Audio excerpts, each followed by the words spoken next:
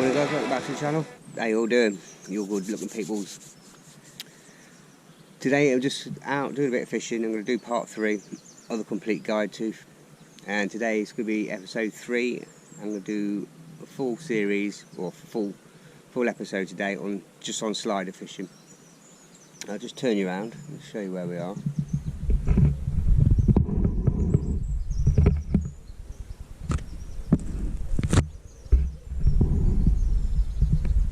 Managed to get right on the end of the stave. It's full. There's 2 spaces left, but managed to get on. But today I'm just going to do a video on slider fishing, and basically just tell you everything, what it is, how to set it up, why you want to use it, advantages, disadvantages, this, that and the other. So what is it? Well, basically, slider fishing is just fishing a waggler, a bodied waggler, without a fixed shot, like your conventional waggler. Your conventional waggler, you have lock and shot either side. With the sliding waggler, it's basically, it is what it is. The float slides up and down the line, and it stops at a fixed point using the sliding stop knot. You fish it with a big bulk, a bulk down.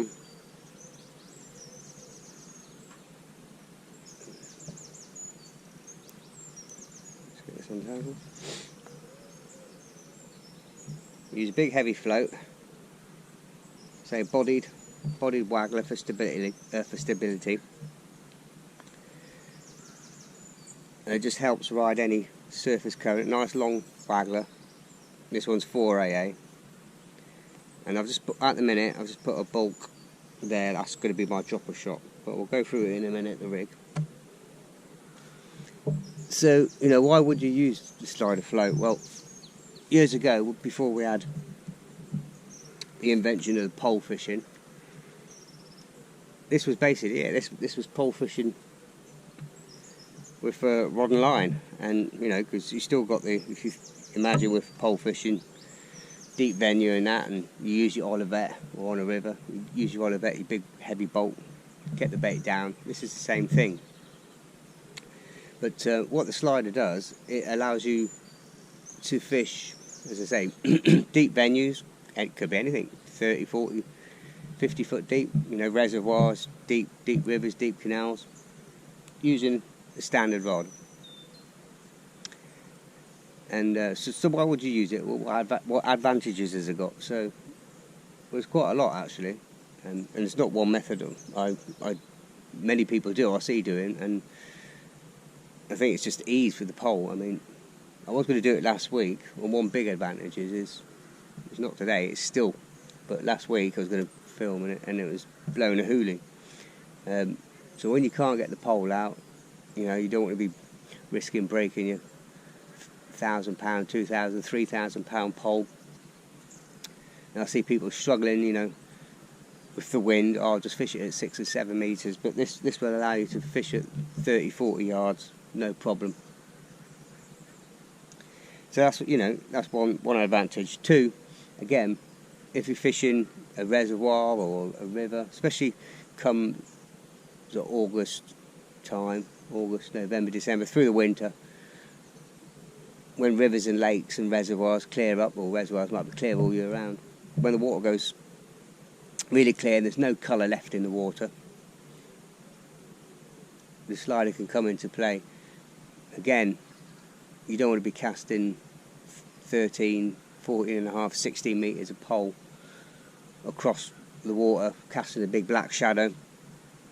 This allows you to fish beyond the pole line, get out right into the middle, where not many people are fishing, and exploit that area where the fish, especially if you're in a match or you're in a place that's heavily fished, the fish will all naturally back off and back off and back off, away from any noise, disturbance. This again allows you to get right in the middle of the lake, right in the middle of the river, or 40 yards cast in a reservoir, out into the deep areas where it's nice and quiet, away from any noise and disturbance. as well, you know, if you think further out you go in these places, especially commercial fisheries and reservoirs and even big rivers like the Yare and that, and in the middle you get a lot of silt build up, and it could be like 2, 3, 4 foot deep, the silt. And I've had it before where I've been to a couple of lakes, Shallowbrook and Amy's Lake, like down a Cobble Acre. You start casting a feeder out into the middle, and that heavy feeder just sinks straight into the silt. And what happens is the fish can smell the food, they can smell the ground bait, and they start digging away into the fish can smell all the ground bait, the maggots and all the rest of it in there, which is buried in the silt, and they start filter feeding through the silt, and you'll see your peg erupt and it start, you know, all these bubbles come up and it start looking like a bloody jacuzzi, and you think, whoa, yeah, look at there's hundreds of fish out there feeding, and then you end up just like a chocolatey mess out there with all these bubbles. And believe me, it might look good and might look great, but the chances of catching a fish are very few and far between. And when that starts to happen, there's one or two things you could do. You could either start fishing on the periphery of where all the bubbles are. You could try and shallowing up and fishing above it, or a lot of the times it's a case of just moving swims, because once they start filter feeding, gill feeding, you know, they start sucking the mud, well, the silt up, passing it through their gills and filtering out any particles or any bait. It's nigh on impossible to catch them. You end up foul hooking them and it just becomes a mess. So fishing the slider comes into its play there. I mean, you can fish far out on the bottom, but you're not creating a disturbance. You're still fishing, you'll be fishing with ground bait. We'll go through that in a minute. And it's like basically years ago, before feeders and that, they do this on a swing tip method, or ledgering, with a bomb, with a swing tip or a quiver tip, and firing ground bait over the top. And that's what we'll probably be doing today. I'm going to have two lines. I'm going to have one at 12 metres. I'm going to have one further right out into the middle of the stake, where I'll be catapulting bait out. But the way you're going to mix the ground bait is nice and damp, just slightly on the dry side, not too dry, but I just want it just enough to hold together. But as it hits the water, it starts to break up immediately and create a nice column of bait falling through the water to the bottom, where hopefully that is going to draw all the fish in, and then they can see a nice funnel of bait going down to the bottom, and it's going to draw them in. And hopefully by the time that ball of ground bait reaches the bottom, it'll be nicely broken up and it'll just lay on the bottom or lay on top of the silt. It's not going to bury itself in. Now, a couple of times I've been to carp commercials, and you know what carpers are like. They're a bit strange sometimes. I can see him there, and the guy is sniffing the lead of the tubing and the rig, and I'm like, "What are you doing?" He says, "Oh, I'm smelling it, and I'm looking at it, see how far the rig and the rig tubing has been buried into the silt." Because if you imagine with carp fishing, you're fishing like 6-8 inch hook length, and you've got your bomb. If you're fishing in 2 foot of silt, it's going to go straight in and get buried. That's why a lot of the time they fish with pop-ups and zig rigs and that over a silty bottom. And that's the same thing what's going to be happening out with your feeder. You might be casting in, but if you haven't got a 2 foot hook length, your hook length and the bait could get buried straight into the silt as well, and then, as I say, before causing a load of problems. Anyway, that's a few reasons why, and the advantages of it. Again, so what are you going to need? Well, the ideal rod is just a standard waggler rod. Ideally 13 foot, which is about bang on. I'm using a 13 foot one today. I would step up to a 14 foot if it was a really deep venue, or I'm trying to fish at extreme range, or there's a bit of wind where you want to be able to pick up that line a little bit quicker. But today I'm just going to fish with a 13 foot one. That's about ideal. But if you haven't got a 13 foot rod and you're just starting out fishing, I've got a 11 foot rod here, which I'm from a 12 metre line. So as I say, I mean, you don't have to have a long rod. The advantages of using the slider is you can fish any depth. I mean, basically, your float will just keep going and going and going and going with the bulk weight until it reaches the stop knot. So wherever you put your stop knot, 50 metres, that's how it'll keep going. So, you know, you're not governed by the length of the rod at all. So, but it just helps with having a 13-foot rod just to cast it out and get the distance. I'll just get these eyes straight. They're not quite straight. Okay, so 13-foot rod, nice light carbon. I'm just using a Shimano Katana 390 FA fast action one, so when I strike it's going to pick up the line. Also, another advantage with the slider is when you're fishing at range or with a big waggler, and you imagine a not standard one where you've got shot either side, when you strike and that float's sitting in the water locked in place, you've got to pick up all that weight, all the weight of the float, 4AA or 3G, 3 swan shot, 4 swan shot, whatever it be. You've got to pick up that weight, pull that float up above the water, and that's got to come down to the hook. And sometimes you do miss a lot of bites when you're fishing the lock waggler at range and at depth, because you've got to pick up all that line. There's obviously be a second or two, but with the slider, when you strike, there's zero resistance there. Obviously, that's going to be the top there. It's going to be sitting in the water. When you strike, the float is just free to move, so you're straight in contact with the fish all the time, and you hit a lot more bites on the slider than you do with the locked waggler. So okay, yeah, 13-foot rod, well, you know, 11 or 12 foot, whatever you got, but 13-foot ideal. 3000 size reel, perfect. Just your standard fixed spool reel. I'm just using a cheap one here, but you want to step up the reel line a little bit. I've got £5 on here, 4 to 5 pounds ideal. Normal, obviously you're using a lot heavier floats, so you've got to take that into consideration. But also, fishing 2 and 3 pound lines is a bit light, because you don't want, it can be, if you don't set this up right, it can be prone to a few tangles, probably why a few people don't do it. But if you keep it simple, you shouldn't get any tangles. But 4 or 5 pound line, it's a bit thicker, it's a little bit stiffer. Just enable that float to follow the bulk and not getting any tangles. So 4 to 5 pound main line is ideal.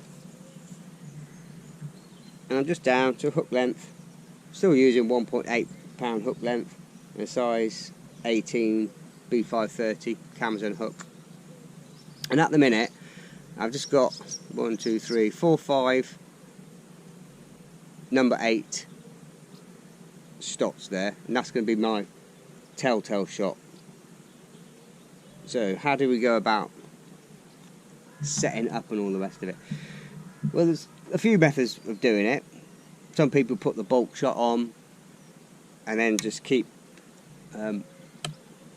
put a bulk shot, whether it be a swan shot, on the hook, and then just keep pushing the stop knot up until the float appears on the surface. I don't really favour that method too well, because if you've got your float fully loaded or fully shotted, you could be 5-10 foot over deep depth and you're not going to know. I mean, because your float is always going to settle in that position. So the way I prefer to do it, and I've watched quite a few videos lately, and this is the way that Alan Scawthorne does it, and it just makes sense to me. I mean, you can register, you can get it absolutely bang on, rather than say keep putting the stop knot up until it reaches the bulk shot, which can be lying on the bottom. Then you've got to take into account, oh, that bulk shot might be 2 foot away from the hook, and then you've got to readjust it. So a bit of a guessing game as to how far your hook length is going to be on the bottom. But this way, use a big heavy plummet and just my bulk shot, and I'll attach the rest of the shot later on once I've found the depth. So I'll just turn you around. So at the minute I've just got the stop knot really short. Obviously it's going to sink because it's going to be deeper than that, but we'll show you the principle and we'll show you how we go through it. I'll just turn you around.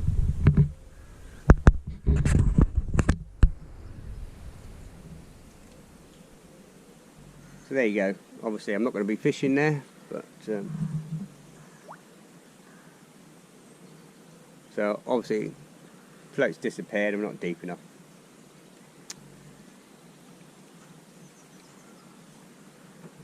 So now it's just a case of moving this stop knot up the line, and what I'll do is later on in the video, or I'll do another little video and I'll show you how to do the stop knot, how to tie it onto the line.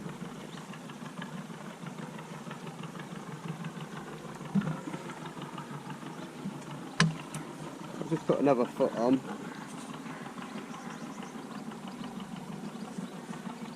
Just going to do a little gentle lob overhead.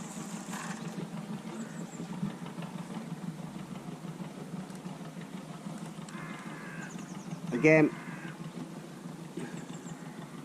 I want to fish that one. That's put that perfect there. I'm just going to clip up, put the line behind the clip, and I'm just going to wind 2 or 3 turns back. 1, 2, 3, and that's going to be my fishing point. Then you just open the bait arm, but obviously that's not deep enough.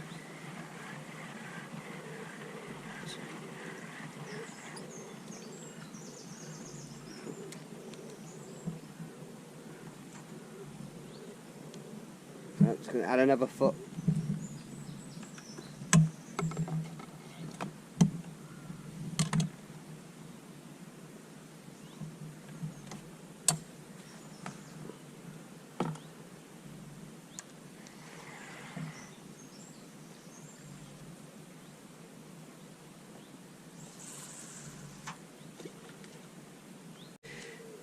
Now, what you want to make sure is you can buy them. You can buy the floats. They have like a little brass stem in. These have got brass stems. But if you haven't got a brass stem, what I do with all mine is, all my floats, I've just got some lead solder here, and you want about 10% of the float's capacity in the base. So this is 3 SSG.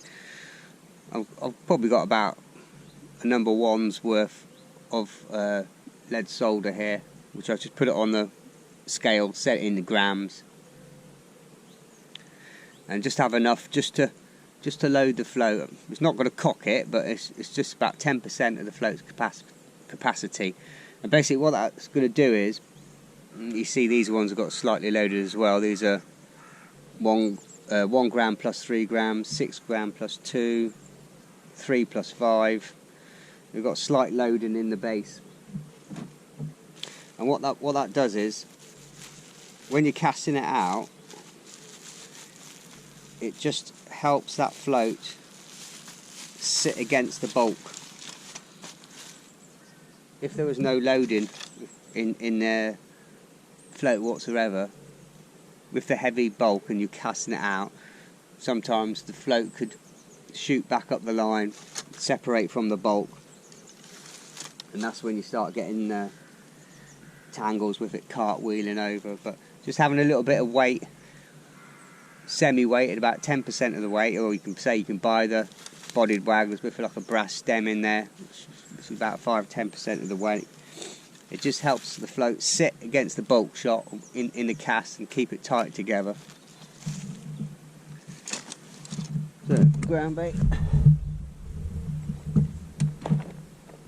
I've got a new mix here. I've got 50-50 brown and white crumb, green crumb and brown crumb, sorry. I've got some ground coriander in here. I've got some crushed desiccated coconut in there, and a little bit of aniseed oil, I've got crushed hemp with a few secret ingredients in there. I've just mixed that, but it's been sat for a while, but it's starting to dry out a little bit now, so it's going to need some more water.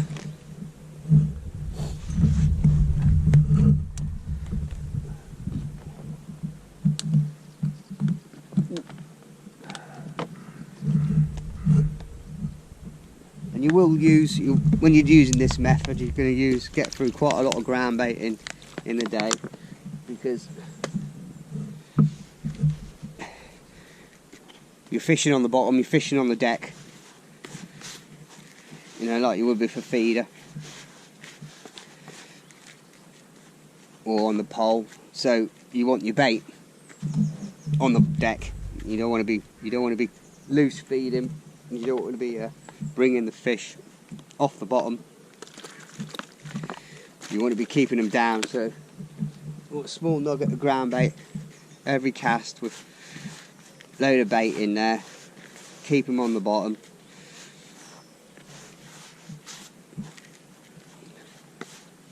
And another advantage of this to other methods is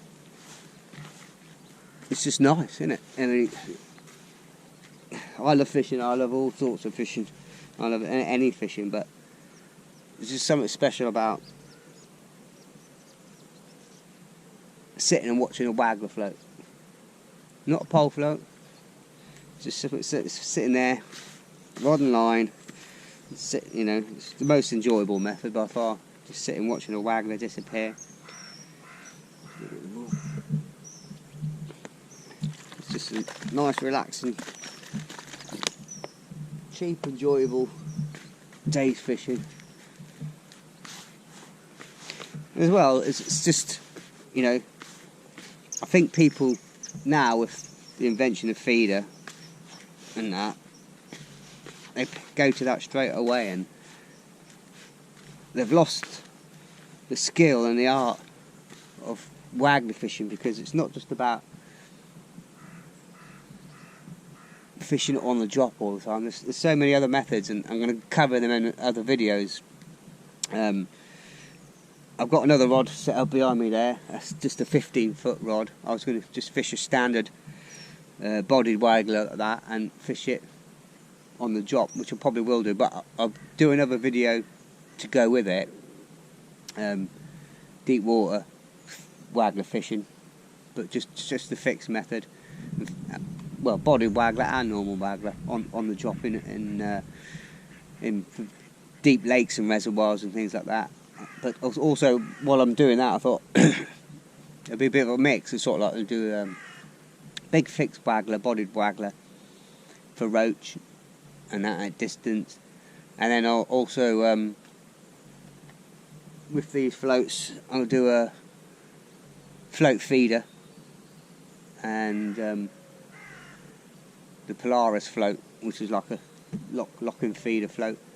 So yeah, I'll do it sort of like 3-in-1 episode with float ledgering and deep fixed waggler ledgering in another video. Just a little bit more. I might take all this water, I think.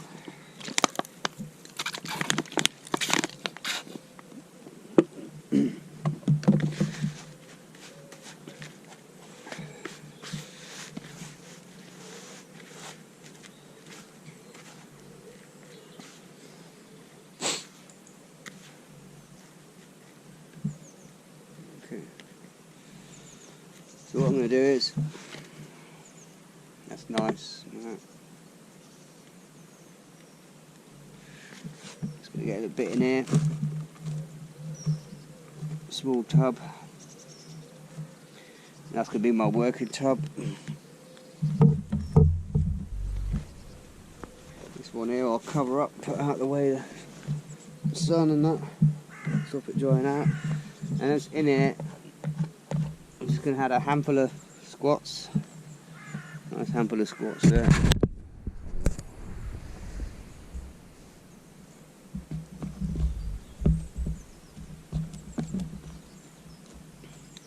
I had a pint and a half of casters, and I've like an amateur, I left them at home because I put them in a different tub in the fridge, and I didn't pick them up.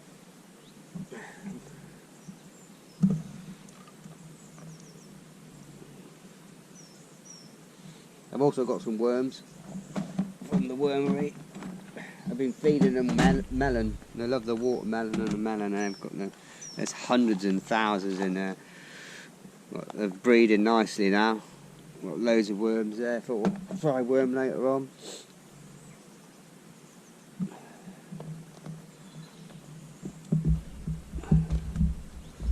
Well, that's going to be my starting mix.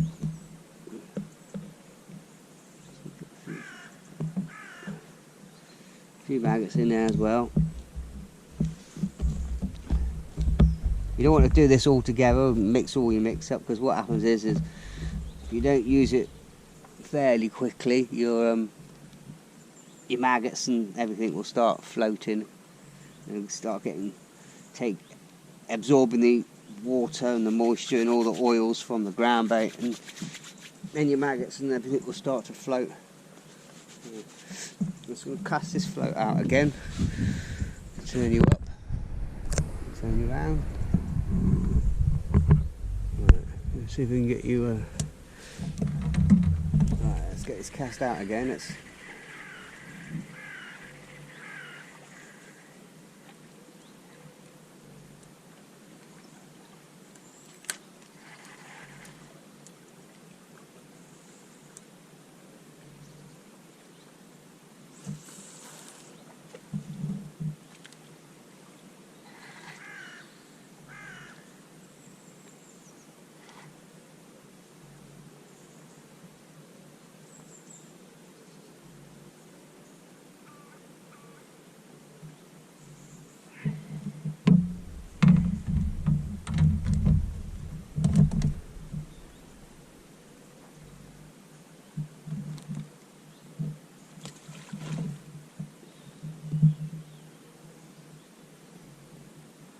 When you're feeding, try and feed ever so slightly short of your float, not past it.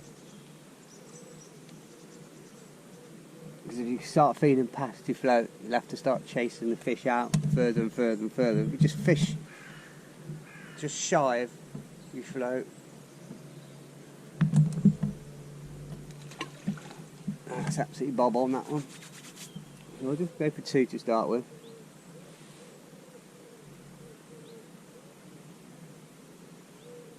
Right, let's bring this in and put some bait on, and we'll go from there. What I'll do is I'll start with this one for a bit, for an hour,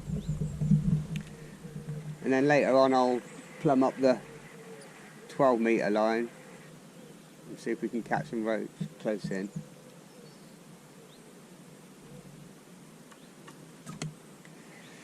We'll put another shot on there, just seems like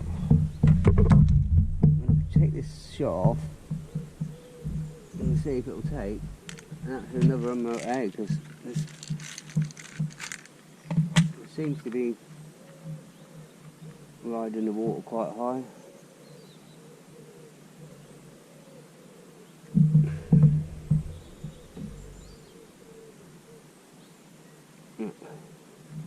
Let's start off with 2 maggots.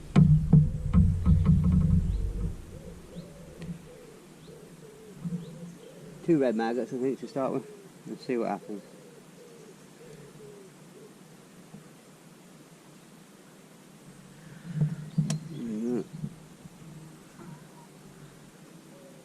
I'll show you in a minute. When you hook the maggot,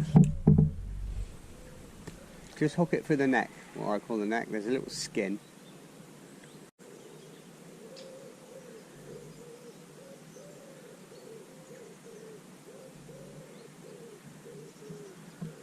If you can see that, that's about perfect.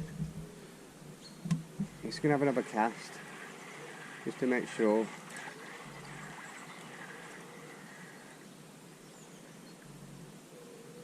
I'll just swing you around. When you cast, it's not like your normal waggler where you're whipping it out. It's just basically a gentle lob. And what you want to do is I've got a plummet on, but it's the same principle later on. You just want to go back over your shoulder, feel the weight, and just gentle lob, feather it down, put the tip under the water, watch the two V's go together, and then three turns, 1, 2, 3. Then keep the rod tip under the water all the time, just a little flick. Then open your bail arm, let the line pay out, let the float come up.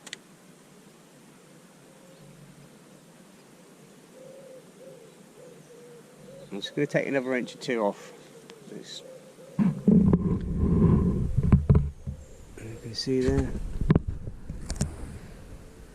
So I'm going to take another inch off, another inch or 2, and then we'll be about right.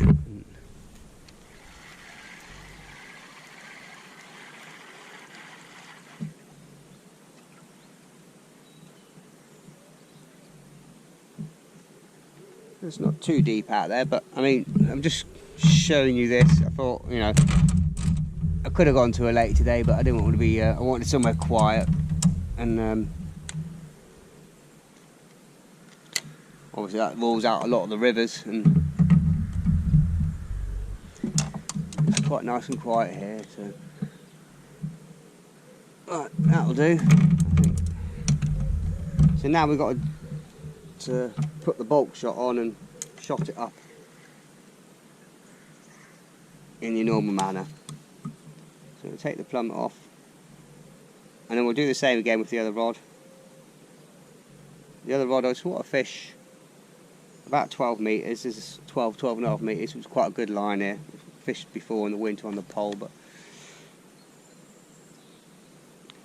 when you're putting the bulk shot on, you've got to make sure you drop a shot, and you want a big dropper shot. As I say, keep this rig as simple as you possibly can. When you fold that over and you drop a shot, your bulk shot can't come any further down than that, because it's going to start tangling. So your first shot can go about there. So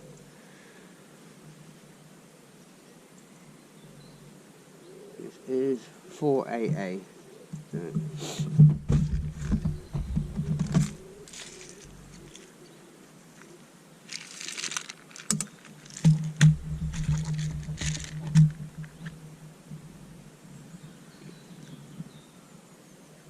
One.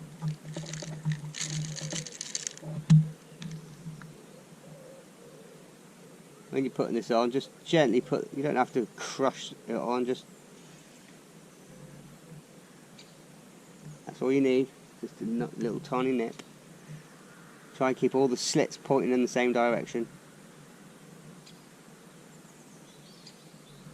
That's 3AA. Let's try 4 and see. Might need to adjust it. It might be a bit heavy with the bolt shot as well. The dropper shot. If not, I can take one off and put a BB on and something.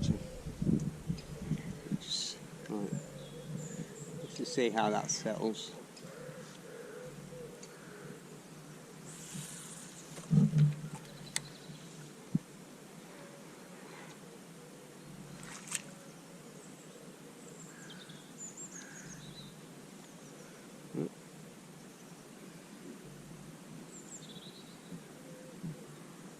No, that needs a lot more.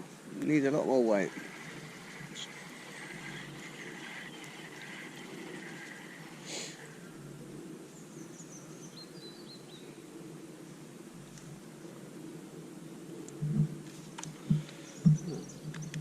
That's 4, eh?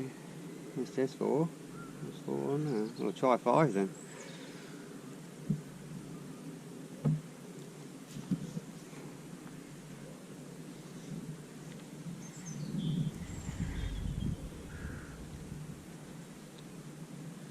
Okay, just gentle lob back, feel the weight, cast it out, lob tip under, and open the bail arm.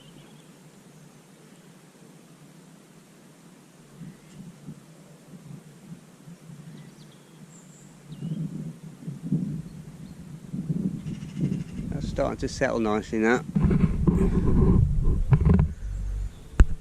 Might need a little bit more shot. strange, it says 4 AA, but there's 5 AA on there, and it'll take a bit more by the look of it. Well, what you could do is just wind down to it as well. Definitely needs more shot.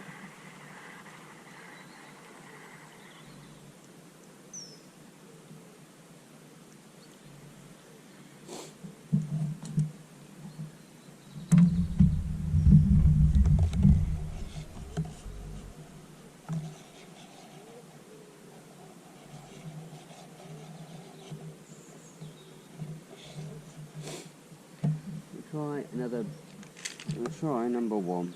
Let's see where that goes.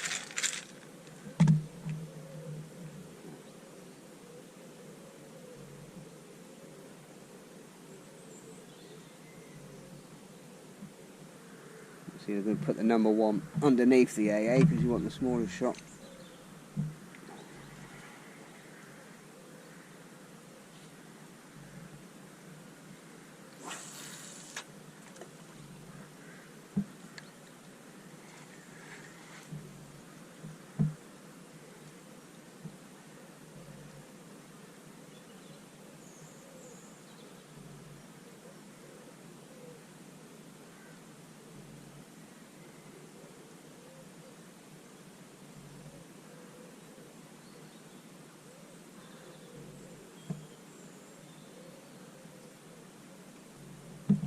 Right, I think we're nearly there. I was going to take that number 1 off and put a BB on, I think, and I think that should be about right. Take that number 1 off.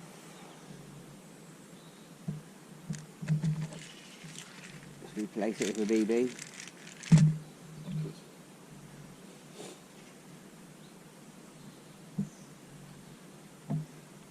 And even though it's a big heavy float, if you shot it down correctly, if you get it dotted right down,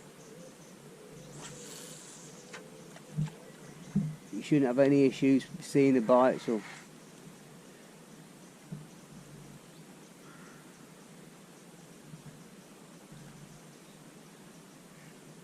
one thing you always got to do is keep your rod tip under the water all the time and make sure your line's sunk at all times.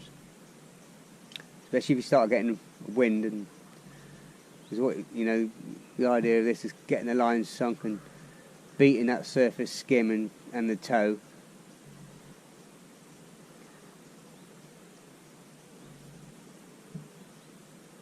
And that is just settling perfectly now, absolutely perfect.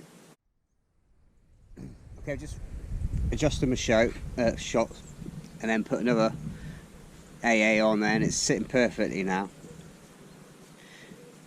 I've had 2 or 3 bites, but I've just missed them, but now I've got my float shotted. When you're hooking a maggot, I've seen so many people get this so wrong. The correct way to do it, well, you can do it anyway, but as long as you're not bursting the skin, you can either nip it in the very, very tail end, if you want more hook showing. But the conventional way, on the maggot, on the fat end, just on the underneath side here, there's a tiny little tag of skin, and you just want to go through, just gently squeeze the maggot, and you just want to nip, so it's not even actually in the maggot, it's just on the neck, what I'll call it, underneath like that. And again, let's get the underside of the maggot. You'll see it's 2 eyes. There's a tiny little flap of skin. Just go through that skin, like that. It's not even inside the maggot. There's no juice come out there. The maggots are all wiggling away, lovely. You just move them round, so you got your hook points nice and proud, and they'll wiggle away all day long like that. You haven't damaged them. None of their insides have come out, all the juice has come out.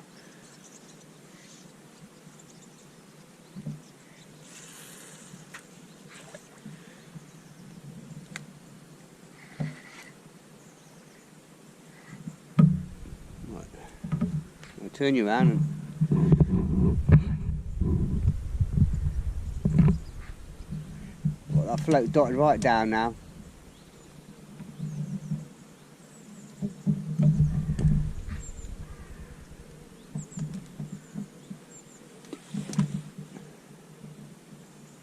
It's perfect. It's what to be about no more than a foot short, half a foot short. I can draw my float back into the feed if I need to.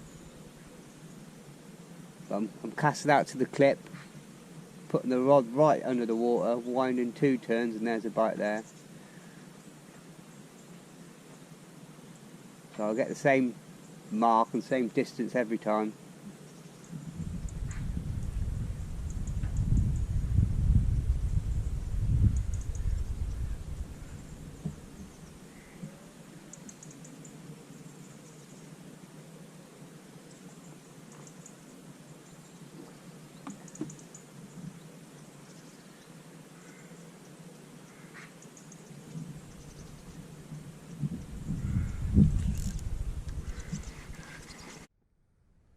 I said I missed that one, but I didn't. I thought I had, but it's a little roach.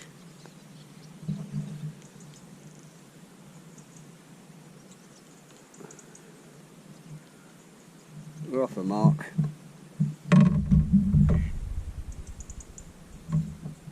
It's warm. It's a stewed roach.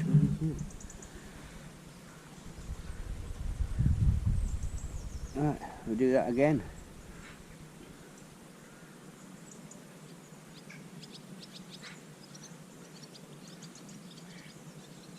I've got worms, I've got sweet corn. I might try the sweet corn in a bit and see if that'll pick out any better roach or bream or skimmers or anything.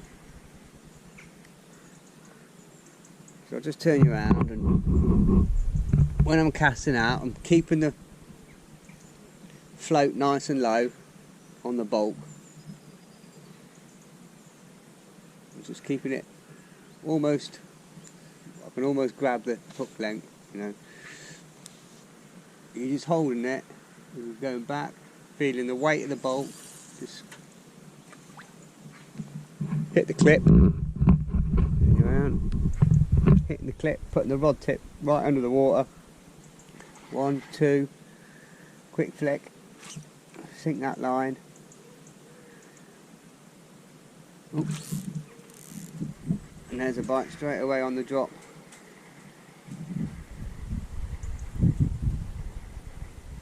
See the way that float shot up out of the water there?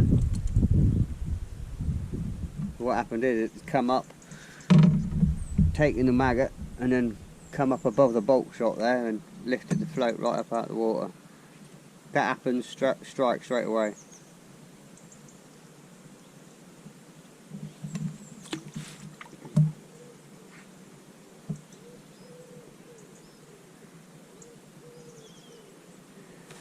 Right. Try that again then.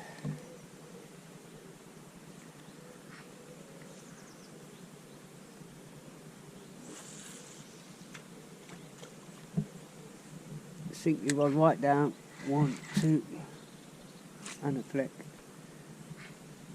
Put the rod on the rest, put it between your legs. And just literally, as well, I'm doing it, just with one hand, a small ball, size of a light walnut, give it a nice squeeze, just like that, every time. Just going to build the peg up.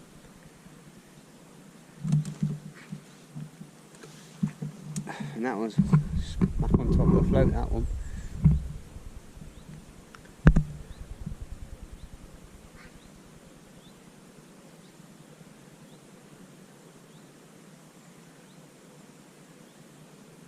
You do have to give, there's a bite, not a wild strike, but a nice sweep of the rod up behind your head.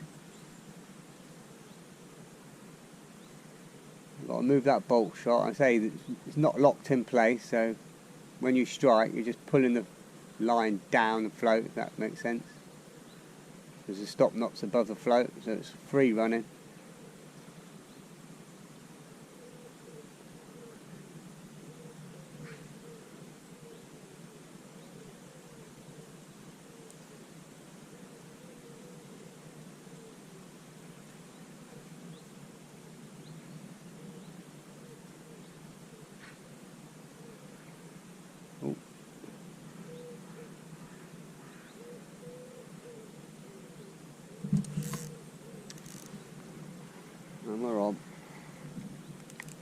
tighten that clutch up a little bit.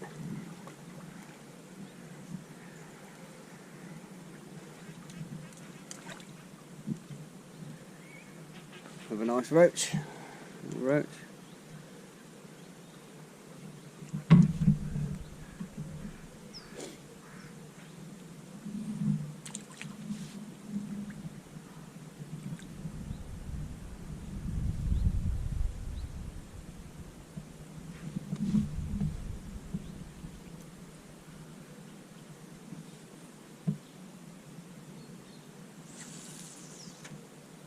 When you're casting it out, don't force it out, don't thrash it out.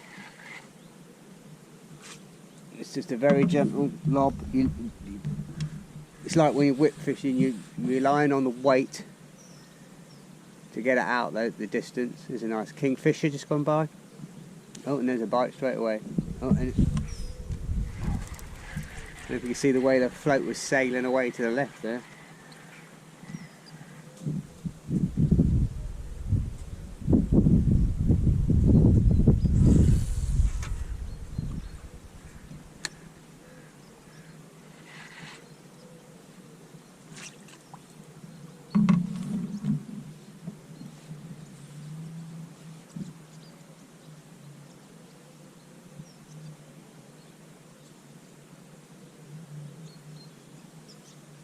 And just use your forefinger and just feather the line in.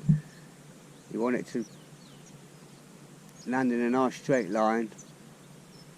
You drop her and you bolt.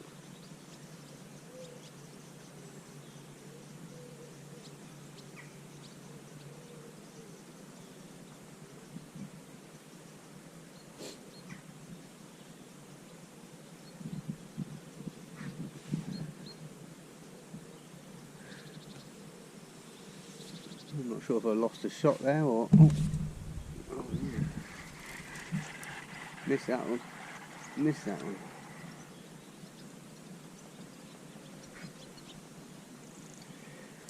Look.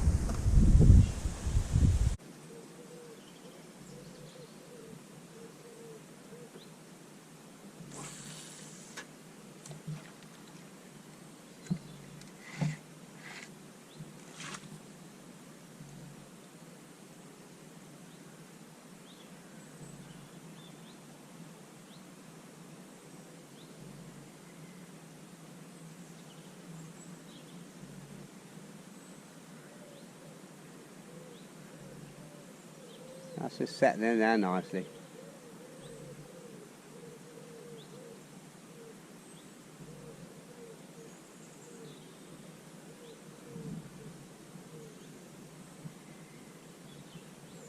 With this method as well, you should most of the time get what you call a lift bite, where the float rises up out of the water, because we've got 4 or 5 bulk shot there, which we're probably going to do. I think there's about 5 or 6. I might just take one and push it up just and start with 4. As I say, you don't want a too light a bulk, dropper shot, because it will cause tangles, but I'm just going to push one up and start with 4 if I can. But I'm going to put another shot on that. I just want to get it. As I say, it might be a big float, but the further and further you dot it down, I mean, it's clearly visible, very, very clearly visible. So I can put more shot on it. I'm not going to not be able to see it.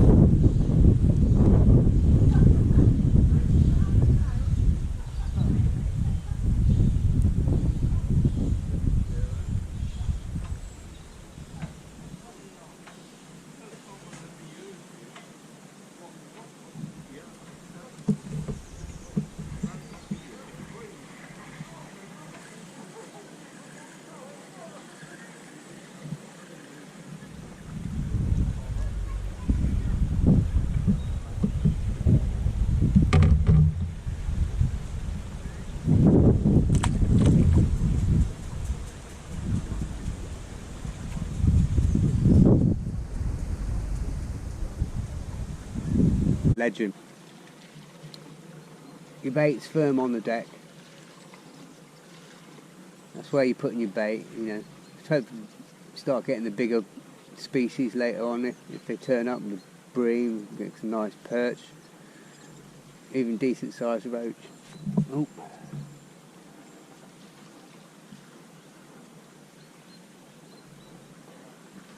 Don't forget to keep that bait going in. Little and often. same principle.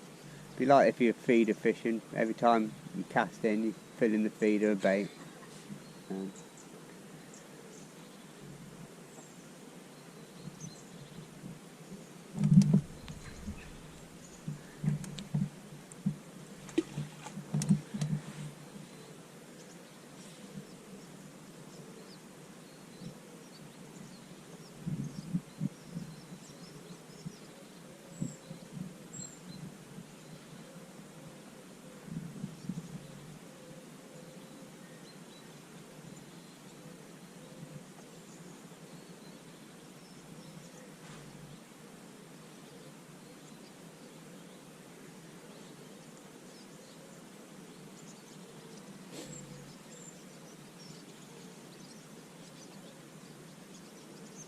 What I'm going to do is, I've got the other rod. I'm thinking I might be able to get away because I think this. Oh.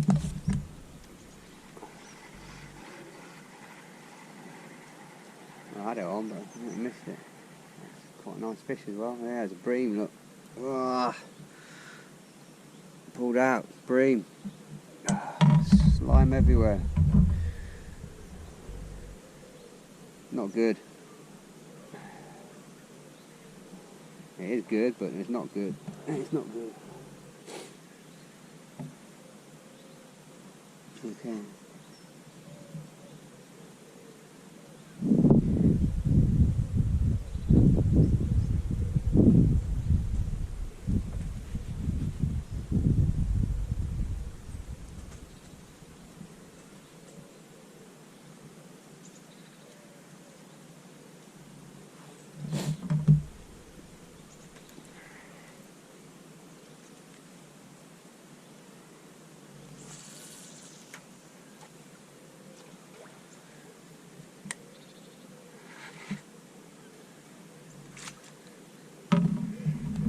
Okay, I think I might give this one more cast and then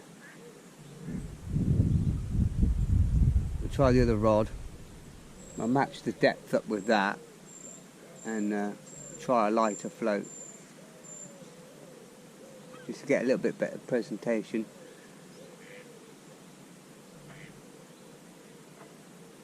I mean, I could probably cast twice the distance as what I'm fishing at the minute with this float.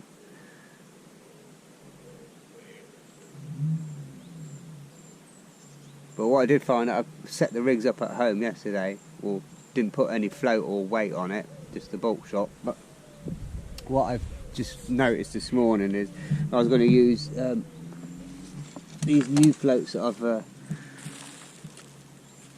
bought, but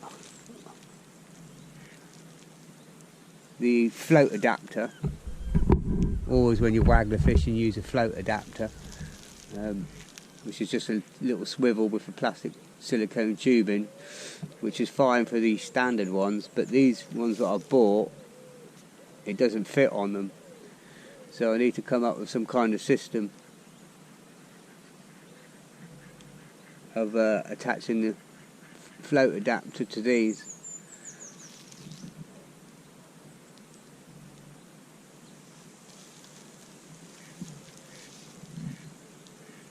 Whether it be, I'm not sure. I have to have a think about how. I have got 2 or 3 diameters of different diameters of float adapters, and I might just take the biggest one. But now I've just missed a bream. I'm gonna get another ball of ground bait in.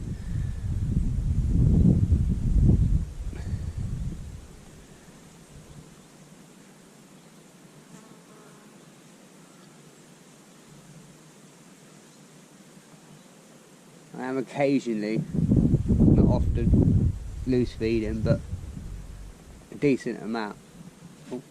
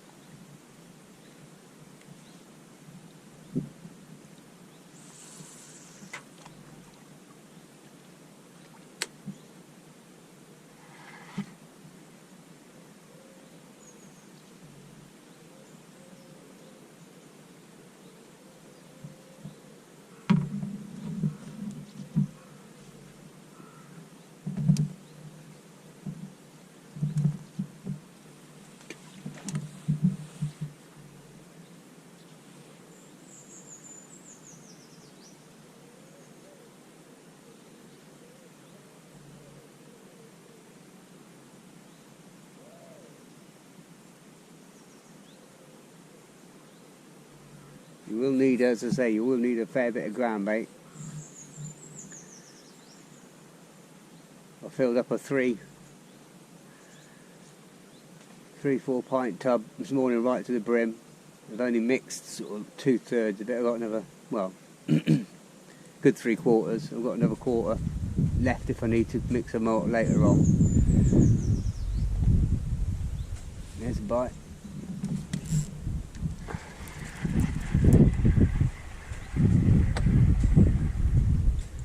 I think what I'm going to do is I'm going to put a little bit more depth on there. Just going to put another 1 or 2 inches of depth on. Just see if I can. But what I'm going to do is got a little tip.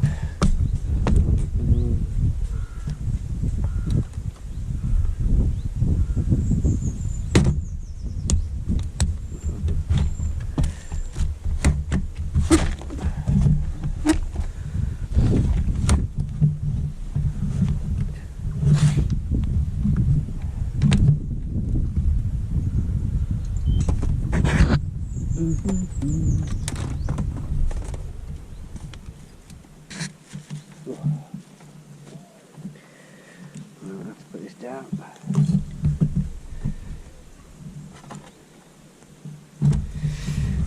Okay, yeah, I'm just going to put another 1 inch or so on this. I can start. Oh, just had a big fish on there. Just going to use a marker pen and mark the line, and then that's my starting depth, and then use a permanent pen, just black out this line here.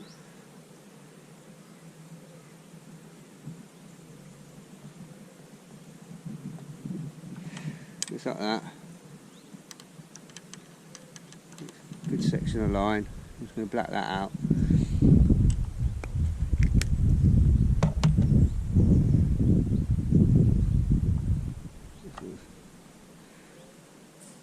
Just like, and then go back to it.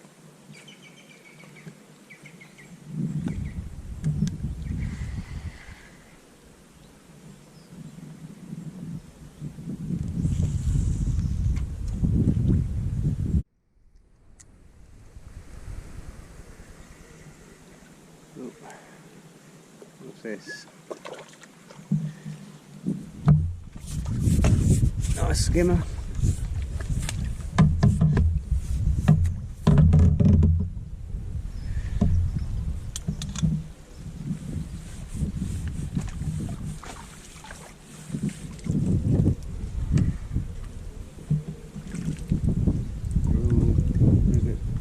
Tangled up in the net.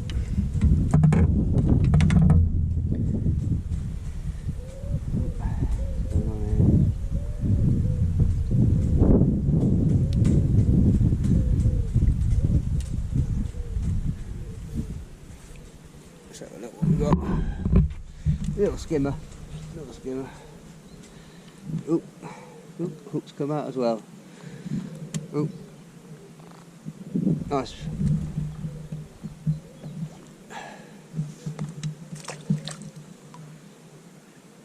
I missed 2 or 3 of them before. I think just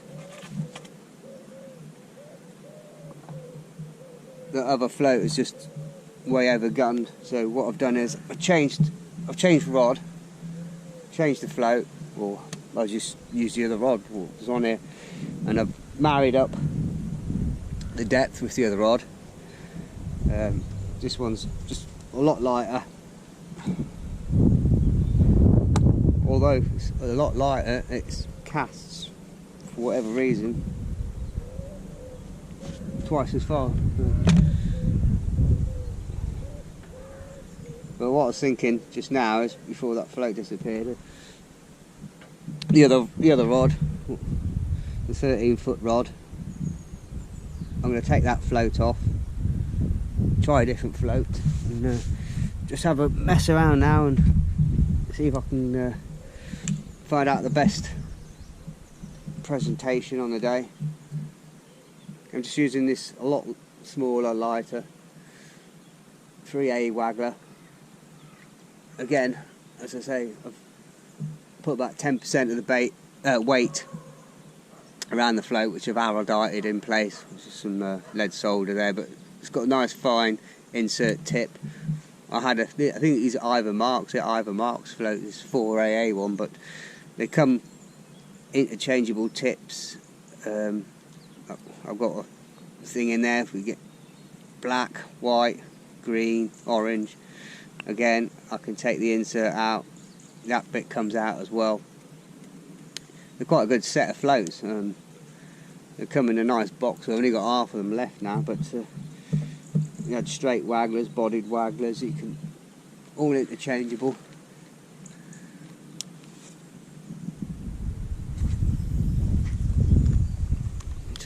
I'll turn you around.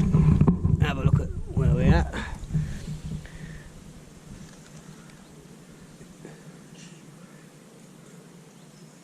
You get just a lot more delicate presentation with this float. I've just changed over to worm. I'll just put a worm on.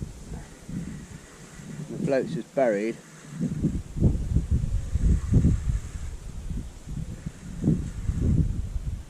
Not sure what this is.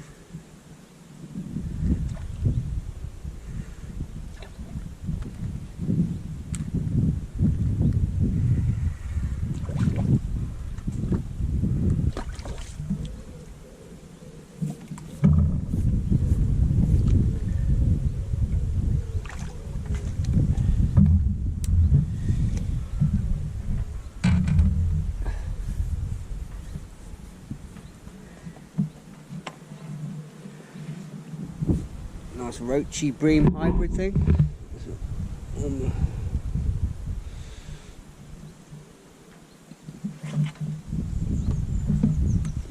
Oh, we're on the outside of it, isn't it? On the slider. Well, it's better than watching the tip, that's for sure. So it's straight on the worm. It's your first cast on the worm. Straight round. Make sure you clean the line every time you get all this gunk off.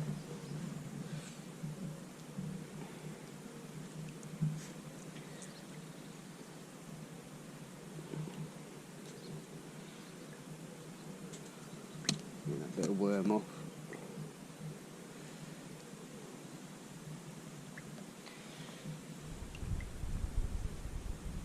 That's it.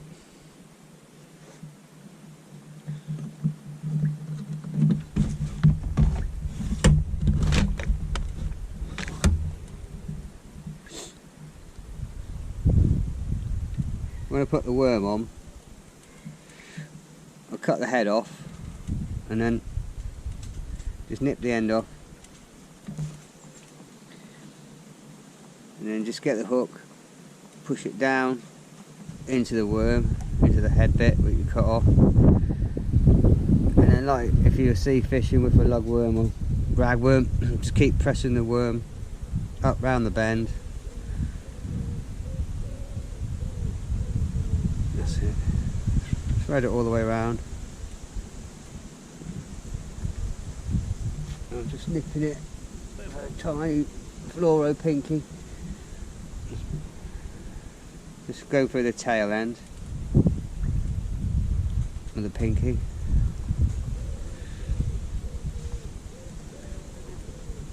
Just so it sits like that.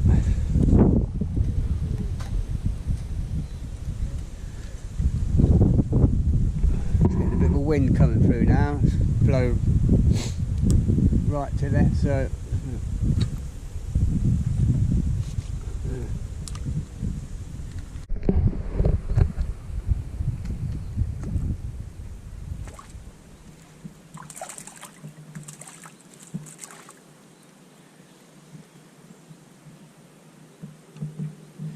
right guys, I've just gone back on the original rig. I think the river's flown a little bit now. Oh, the other rig just, it feels better, it looks better to me, but it's just not performing. I can't hit the bites for some reason on it, so I've just gone back to the original rig and straight away but 2 or 3 nice skimmers. You know, whether it's because it's now moving a bit more or it's just a bit more stable in the water, I don't know. But what I've decided to do is bring the other one in for the minute while I think it's starting to flow the other way now. And I'm just going to start up another line close to me, see if we can get any skimmers, roach close in. Let's turn you back round.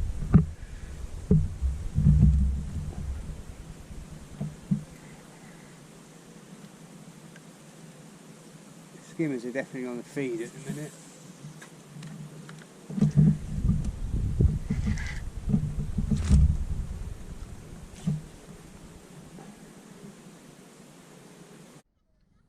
It's got a little bit quiet, so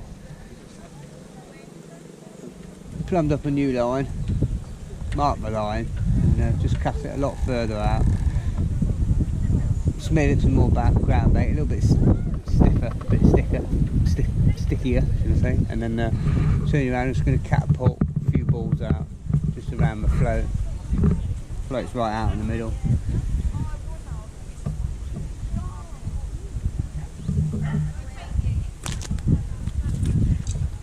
Not like that then.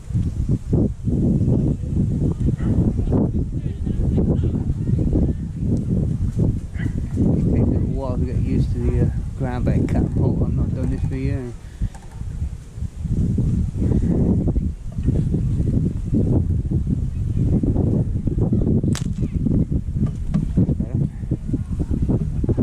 Another one of them.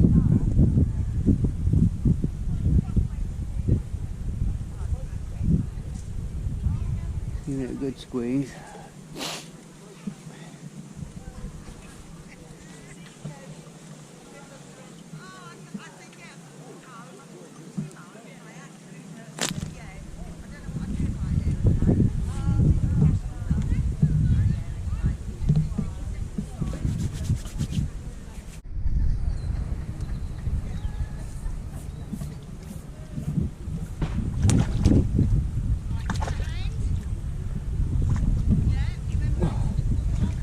Second cast out into the middle there.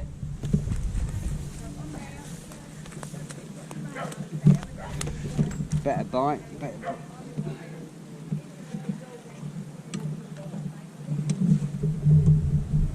I just put another foot on the depth.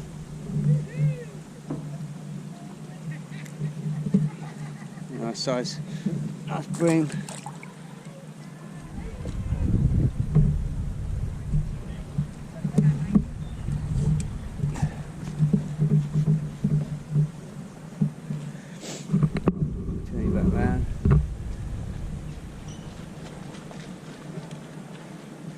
Skim off. Right, let's get that back out again and get some more ground bait on it.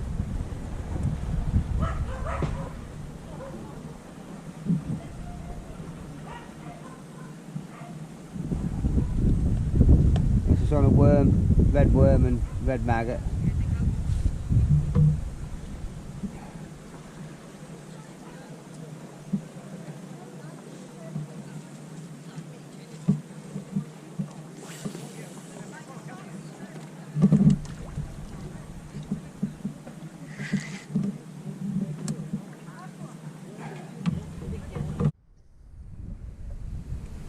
When you're using a ground bait catapult, you want one of these ones with a solid plastic moulding, not one that can bend or go out of shape. You don't want too big a ball, just big enough to walnut, sort of like tangerine size, just fit in the mould.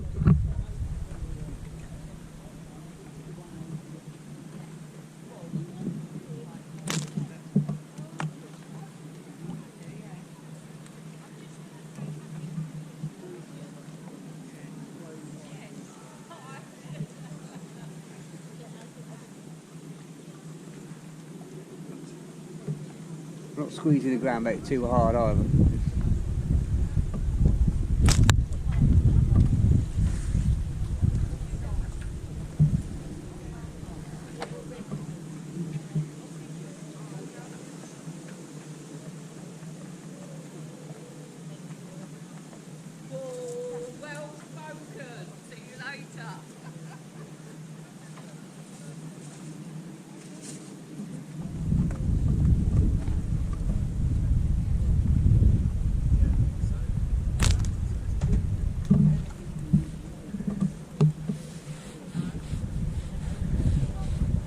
float's drifted a bit far right. I'm going to recast it to the left and want it sort of like directly in line.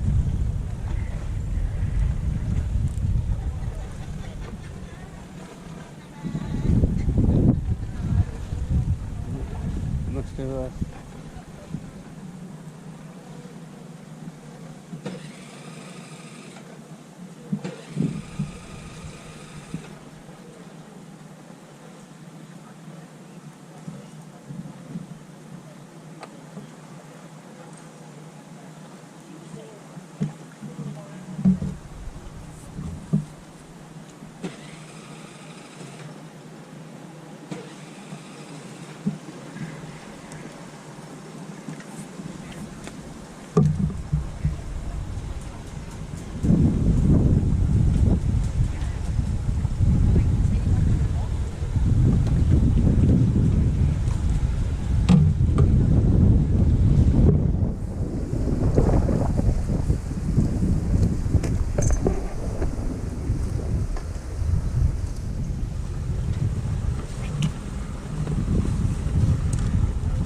another bream with fouled hooks.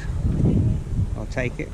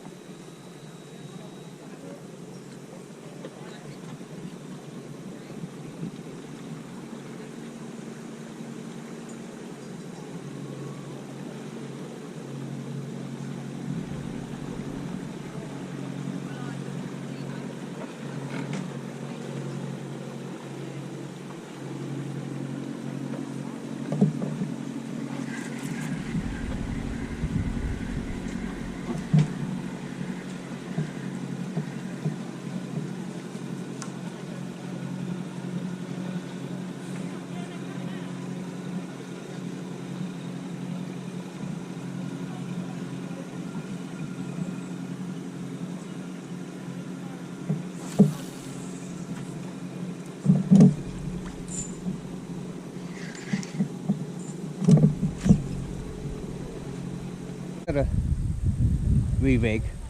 Very was a little quiet last hour. A few fish, but the problem is, it must be a big pike in the swim because the last 5 bites I've had, I've struck, felt the fish, and then just bitten clean off. The whole hook length's gone, or the hook and half the hook length. So I've just gone a bit further out, re-rigged again. It's been quiet. There's so much boat traffic at the minute, so I had to come back off the middle of the river. I was fishing well, but all of a sudden there's some kind of regatta going on with boats everywhere, and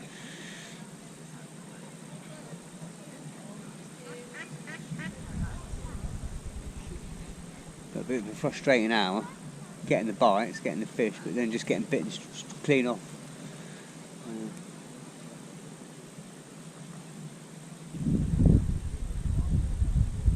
I mean, it's fish there, and I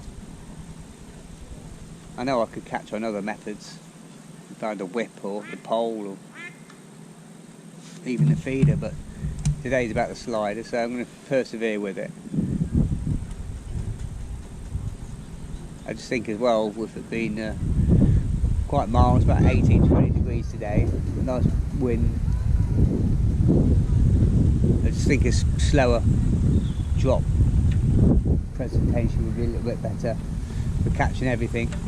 I just think it's bombing the bait down past a lot of the fish, unless I'm going to get a few bream or the skimmers. It's sort of like it's alienating the rest of the species, smaller roach and dace and bits and pieces.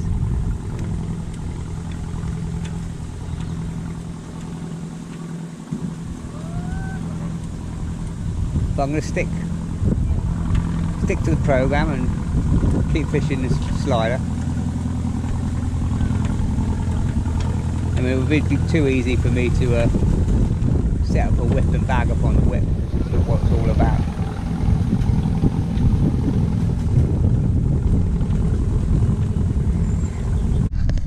This is the problem I'm having. Just had a bite straight under and just no hook, completely clean. I think I must have be a pike or jack pike down there who's taken a liking to maggots, I think, and worms. So I'm not sure what to do at the minute. That's 5 or 6 hooks I've lost in a row.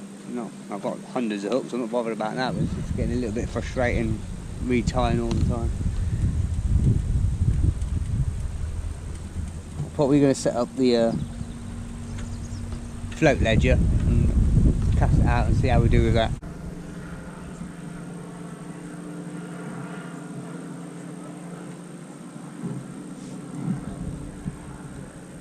Yeah, I've just switched to the float feeder, which is basically,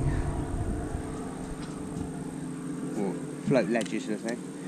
We've got a hook length, about 1.5 foot.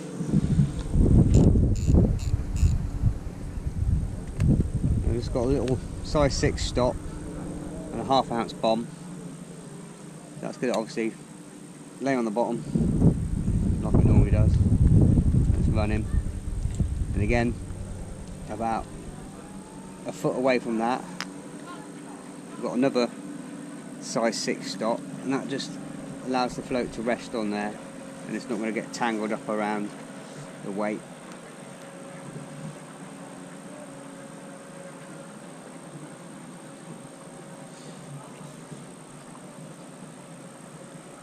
And then you just adjust the stop knot as normal. I haven't moved it, so that's the same depth as before. Little shot on that.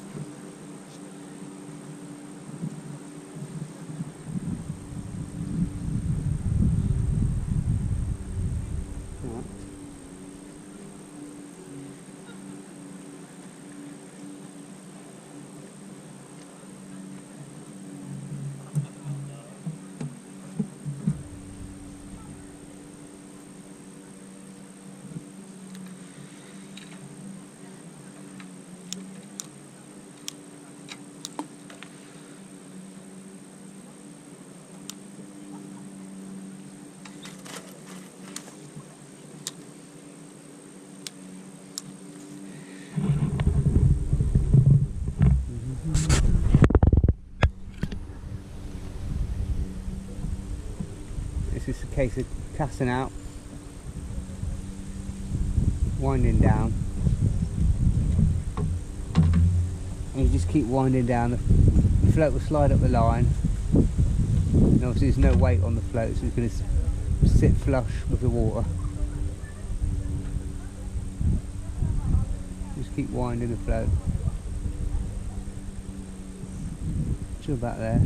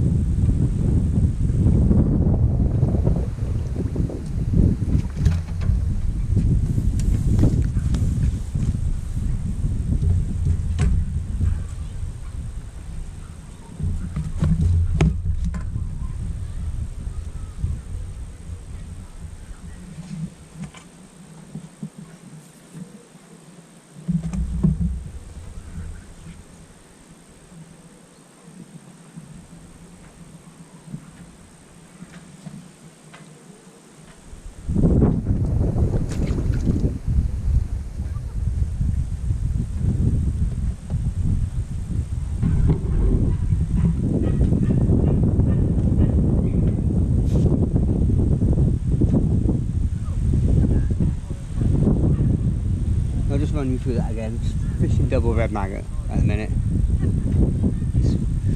Slow down a bit.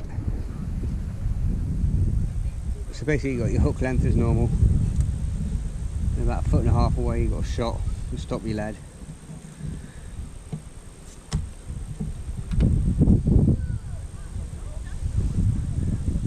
Just sit like that. Got another number 6 stop just to rest the shot float on. Obviously there's no weight on the line, so the float's going to shoot up the line till it reaches the stop knot. We're just going to sit proud of the water, and then it's a case of gently winding down and just sinking the float just flush with the water.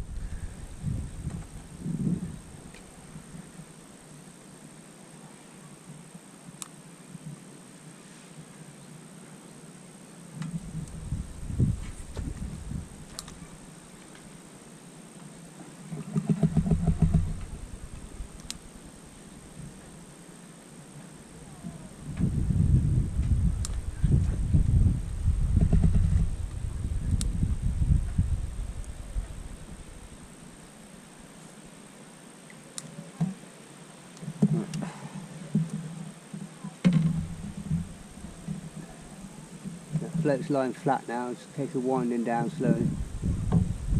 Take it up any slack.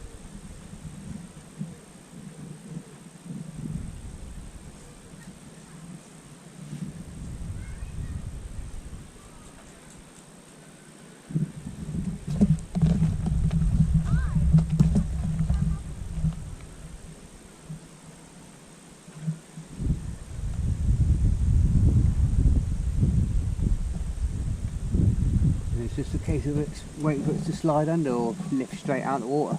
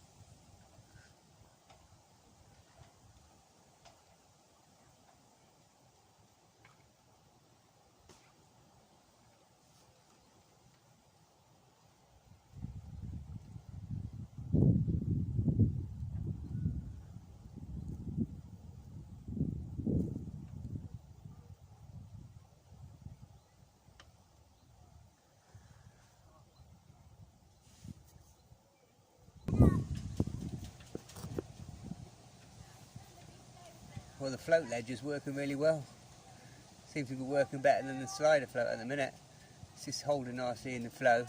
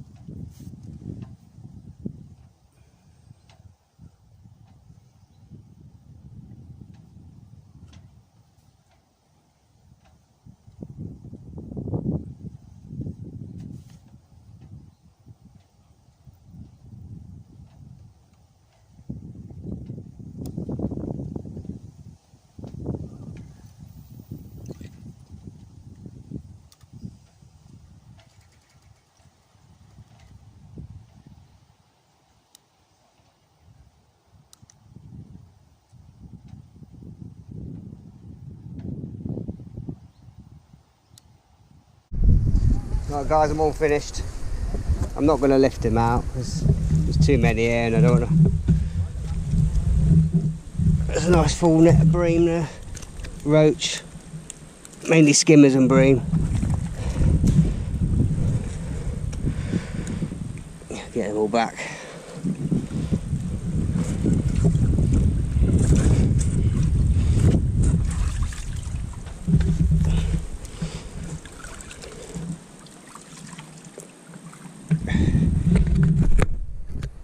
That was a good day on the slide. Actually, yeah, I got most of them in the end on the float ledger. Just seemed to be sitting better. Wasn't moving in the tide. I was just waiting for the float to go under or lift straight out of the water. That's been a good day. It's about 30 pound there. Mainly all roach and skimmers and bream is what the target species was for the slider. So I hope that's giving you a little insight of how to go about fishing a slider float and what it entails and what you can catch. Alright, all the best guys, take care, we'll see you in another episode.